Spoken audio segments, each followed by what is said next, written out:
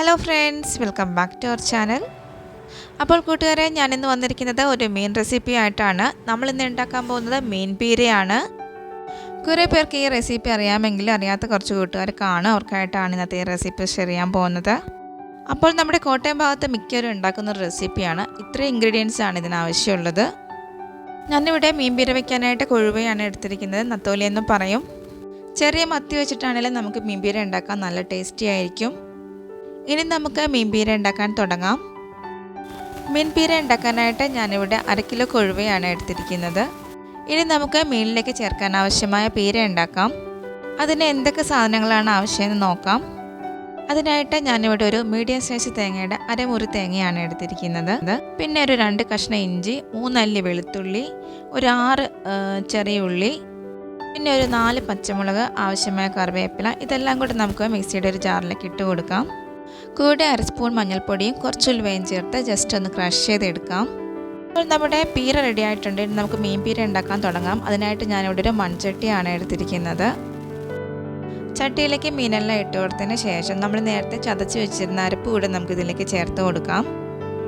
പച്ചമുളക് ചേർക്കുമ്പോൾ നിങ്ങളുടെ എരിവിനനുസരിച്ച് ചേർത്ത് കൊടുക്കണം. അരപ്പ് ചേർത്ത് കൈകൊണ്ട് നന്നായിട്ട് തിരുമ്മി യോജിപ്പിച്ചെടുക്കാം.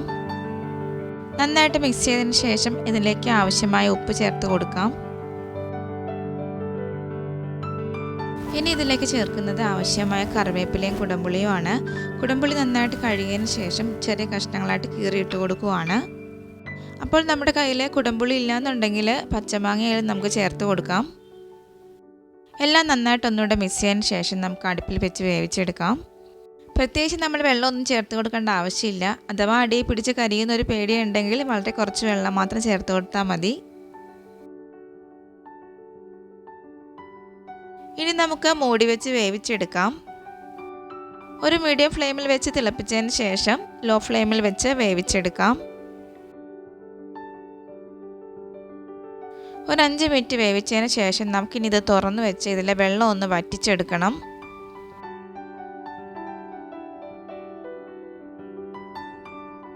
വെള്ളമെല്ലാം നന്നായിട്ട് വറ്റി വന്നിട്ടുണ്ട്. അടി പിടിക്കാതിരിക്കാൻ ഇടയ്ക്കൊന്ന് ഇളക്കി കൊടുക്കണം. അപ്പോൾ നമ്മൾ ഇളക്കുമ്പോഴേക്കും ശ്രദ്ധിച്ച് ഇളക്കണം, മീൻ പൊടിഞ്ഞു പോകരുത്. അപ്പോൾ വെള്ളമെല്ലാം പറ്റി നമ്മുടെ ടേസ്റ്റി മീൻ പീര റെഡി ആയിട്ടുണ്ട്. ഇനി ഇതിലേക്ക് കുറച്ച് വെളിച്ചെണ്ണ കൂടെ ഒഴിച്ചു കൊടുക്കുവാണ്.